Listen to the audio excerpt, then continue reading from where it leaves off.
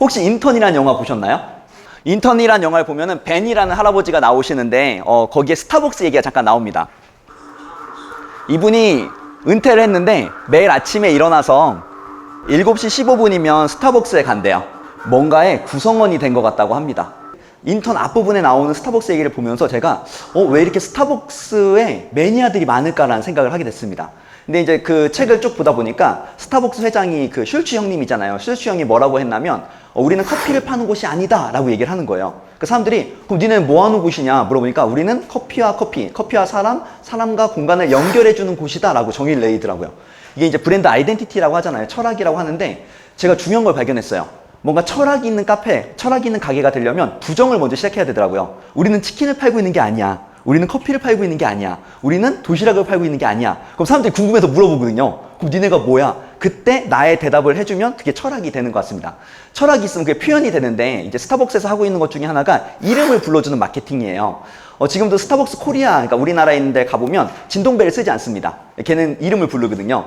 어떤 사례가 있었냐면 피트라는 할아버지가 있었습니다. 이 할아버지가 매일 같은 시간 같은 날 와서 같은 음료를 먹는 거예요. 그래서 바리스타들이랑 다 친해졌어요. 그래서 막 안부를 묻고 얘기를 하다가 어느 날부터 할아버지가 안 오는 겁니다. 바리스타들이 할아버지 왜 안 오지? 피트 할아버지 왜 안 오지? 하고 있다가 3개월이 지났어요. 근데 3개월이 지난 어느 날 문이 탁 열리고 어떤 여자분이 들어옵니다. 혹시 피트라는 분을 알고 계신가요? 이렇게 물어봅니다. 저희 할아버지가 3개월 전에 돌아가셨습니다. 저희가 너무 정신이 없어서 지금에서야 할아버지 유품을 정리하고 있는데 방에 들어가 보니까 컵이 이만큼 쌓여있고 거길 보니까 스타벅스에서 피트 오늘도 좋은 하루 되세요. 오늘도 어떻게 지내서 이렇게 관계를 맺어줬다는 거죠. 그게 너무 고마워서 인사드리러 왔습니다. 이렇게 얘기를 하는 거예요. 되게 가슴 뭉클한 이야기죠. 저는 약간 마케팅적으로 좀 접근했어요.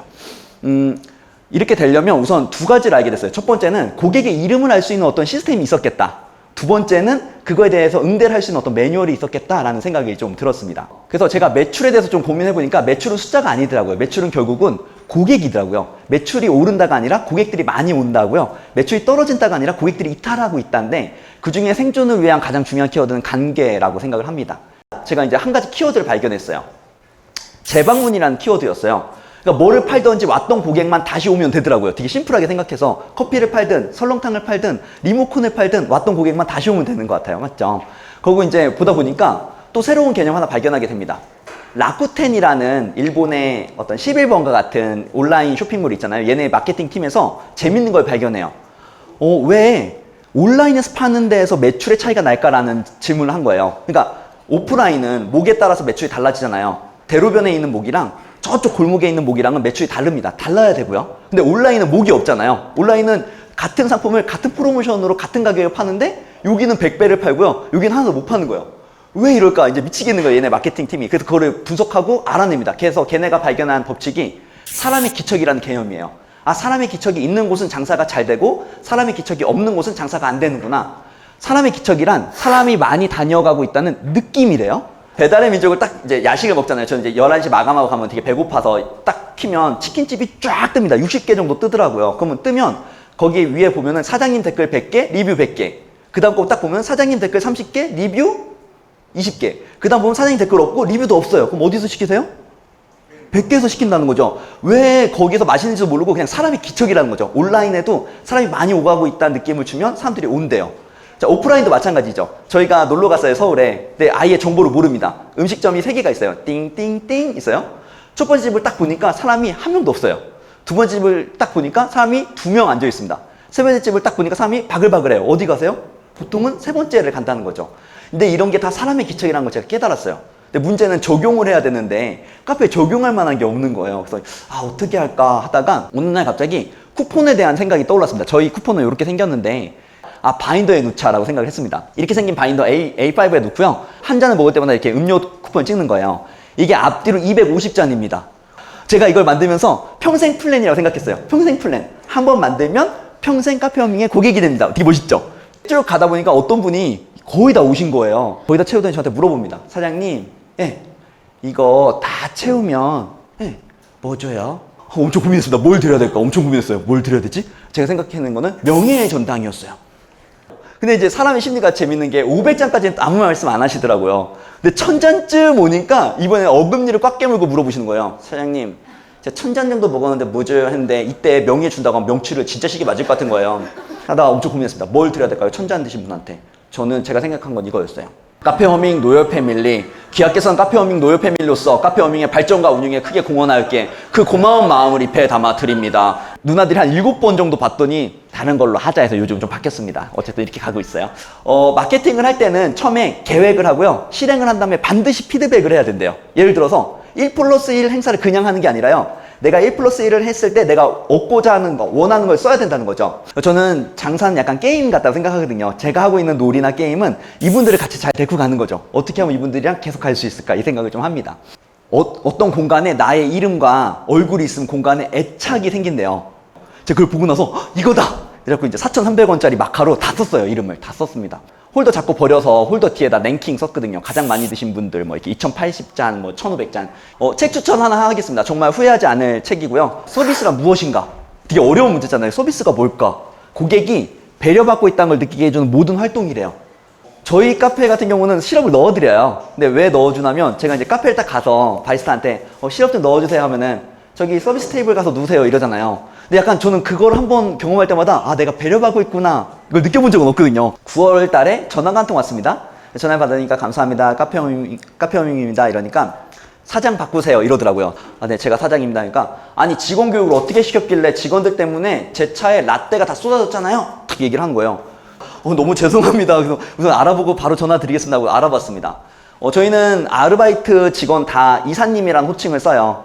전화했습니다. 그래서 전화를 받아서 이사님 이런 전화를 받았는데 무슨 일이세요? 그러니까 아우 사장님 완전 장난 아니었어요. 그래서 왜요? 라떼 2잔 사가셨는데 그 시럽 넣어달라고 해서 넣어드렸어요. 잘했어요. 그래서 가지고 나가셨대요. 15분 뒤에 다시 돌아왔대요. 근데 라떼 한 거의 다 먹었대. 이만큼 딱 갖고 와서 아우 달아서 못 먹겠어요 이랬다는 거예요. 저희는 무조건 다시 만들어야 됩니다. 그러면은 음료가 잘못 나가면 다시 만들어요. 3번까지는 다시 만들고요. 3번 이상 그렇게 하면 이제 다른 카페에 보내거든요. 그래서 이제 직원이 그 카페라떼 2잔에다가 시럽을 따로 드린 거예요. 그리고 캐리어에 가지고 나가셨다는 거예요. 이거 뭐가 문제냐? 그래서 저희가 생각해 봤을 때 시럽을 누르려고 뚜껑을 열다가 쏟아지지 않았을까라는 생각이 드는 거죠. 그래서 이제 고객님한테 전화를 했습니다. 고객님 이만한데 어떻게 된 걸까요? 그러니까 캐리어가 불량이어서 캐리어가 터졌다라고 얘기를 하더라고요. 그래서 제가 알겠습니다. 근데 제가 이제 문제 해결 선택지가 3가지가 있는 거죠. 첫 번째, 가다가 쏟아졌으면 모르는데 이미 나가셔서 쏟아진 거에 대해서 제가 어떻게 합니까? 라고 하는 방법이 있죠. 이렇게 하면 이제 장사 금방 망할 수 있대요. 왜냐면 부정적인 소문은 긍정적인 소문보다 7배 빠르게 전파되고요. 250명한테 말할 때까지 멈추지 않는데요. 자, 그리고 2번째. 고객님 죄송합니다. 저희가 무조건 변상해 드리겠습니다라고 하기엔 제가 뭔가 안 될 것 같은 거예요. 3번째. 그래, 협상의 법칙. 세차를 해야 되는데 원래 저한테 다 내라고 했거든요. 근데 제가 죄송해요. 너무 죄송합니다. 고객님 너무 상심했어요. 그러니까 반으로 줄여줬어요. 그래서 감사합니다 했는데 늘 아까 기대 효과에 적어야 된다고 했잖아요. 제가 서비스 기대 효과에 적어놓거든요. 내가 만약에 이걸 잘했다면 고객님이 다시 재방문을 할 거야. 그쵸? 만약 이 고객님이 이런 다음에 안 오시면 제가 지금 뭔가를 잘못한 거예요. 근데 다시 올 거야. 10번 정도 다시 오면 되겠어. 근데 그 다음 주에 오신 거예요, 이분이. 딱 오셨더라고요. 저희 쿠폰북이 있으니까. 그래서 제가 시럽을 넣는 방법을 교육시켜드렸어요. 되게 잘했죠. 자, 서비스 평가를 한다면 5점 만점 중에 이거는 몇 점일까요? 5점이겠죠. 저 5점이라 생각을 했거든요. 그러고 나서 일산에 계신 그 CEO 분이었는데 막 자랑한 거죠. 대표님 이런 일이 있어서 이렇게 서비스를 했어요. 딱 하니까 대표님이 갑자기 표정이 굳어지시는 거예요. 조 대표가 방금 한 그 행동은 구멍가게 수준의 서비스네. 딱 이러는 거예요. 제가 갑자기 너무 속이 상하는 거예요. 그래서 그럼 대표님은 어떻게 해줄 건데요? 그러니까 만약에 내가 조 대표였다면 BMW X3를 하루 렌트했을 걸세. 그거를 끌고 고객님 회사까지 갈 걸세. 고객님한테 가서 키를 드리면서 고객님 죄송합니다. 어쨌든 이유와 상관없이 고객님의 기분이 상하셨다니 키 주시면 제가 세차했다가 다시 올려다 드리겠습니다. 이렇게 했다는 거예요. 그래서 대표님 이거는 대기업이나 이렇게 하는 거죠. 작은 카페 뭐 이렇게 하면 다 망하죠. 그럼 뭐 제가 와닿질 않는 거예요. 그래서 제가 근데 그 다음에 제 머리를 때리는 한마디를 합니다. 주 대표 대기업이라서 그렇게 하는 게 아니라 그렇게 했기 때문에 대기업이 되는 걸세. 제가 근데도 안 와닿잖아요. 그 다음에 한마디 더 해요. 고객님이 7만 원 나왔다고 하고 주 대표한테 3만 원 보내달라고 했을 때 그때 주 대표가 7만 원을 입금했다면 고객이 평생 감동하지 않았을까? 평생 감동한 고객은 주 대표의 회사를 죽을 때까지 이야기하지 않았을까? 제가 듣고 보니까 그러네요. 주 대표 4만 원 없다고 가게가 어려워져요? 아니요.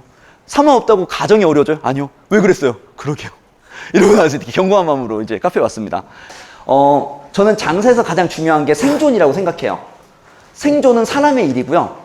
성장도 사람의 일인데 성공은 사람의 일이 아니더라고요. 성공은 하늘의 일인 것 같아요. 우리가 할 수도 없는 영역인 것 같은데 생존을 하려면 어떻게 할까 하다가 책 100권 정도를 같은 분야의 책을 조금 읽어보는 건 도움이 된다라는 생각을 좀 하게 됐습니다.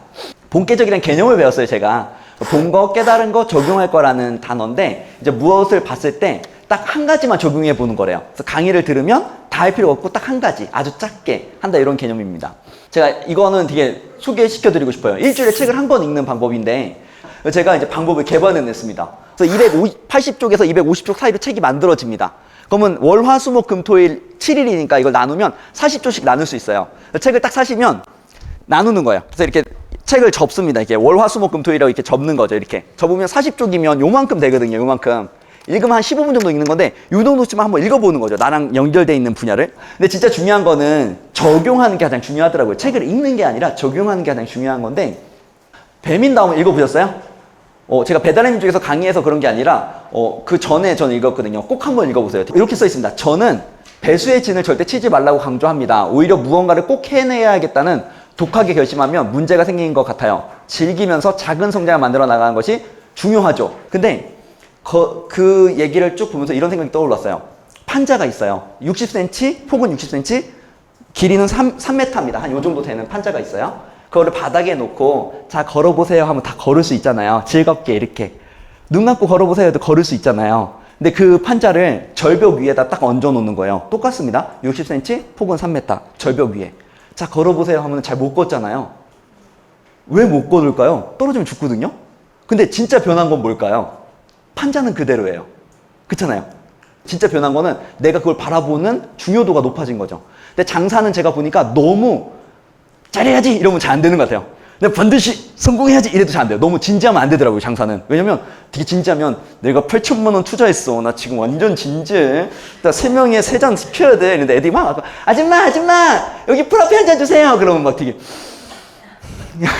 장사는 약간 좀 힘 빼고 해야 되는 것 같습니다. 저는 이제 깨달은 거는 1, 2, 3으로 이렇게 적용을 하고요. 개인 적용과 조직 적용이 있는데 제가 이때 적용했던 게 바리스타 포스터 만들기였어요. 그래서 이제 이런 포스터를 좀 만들어 봤습니다. 제가 어느 날 이런 문장을 만나게 돼요. 성공이란 성장과 성장 사이에는 하나의 마디에 불과하다. 되게 유명하신 분들도 많이 만나고 멘토님도 많이 만났는데 공통적으로 하시는 얘기가 성공만 원하고 달려가지 마라. 성공만 원하고 달려가면 성공은 하는데 하고 나서 너무 허망하고 허탈하다. 제가 그럼 어떻게 합니까? 그러니까 성장에 초점을 맞춰라 라고 얘기를 하더라고요. 성장에 초점을 맞추면 열매가 계속 있대요. 그래서 지금까지 오신 사장님들 많은 열매가 있으셨고 또 앞으로도 더 많은 열매가 있을 거라고 확신합니다. 마지막으로 멋진 말을 한 작가를 소개하면서 강의를 마쳐볼까 합니다. 이 말을 한 작가는 주성민이라는 애가 했습니다. 어쨌든 많은 열매를 바라면서 강의 마치도록 하겠습니다. 감사합니다. 감사합니다.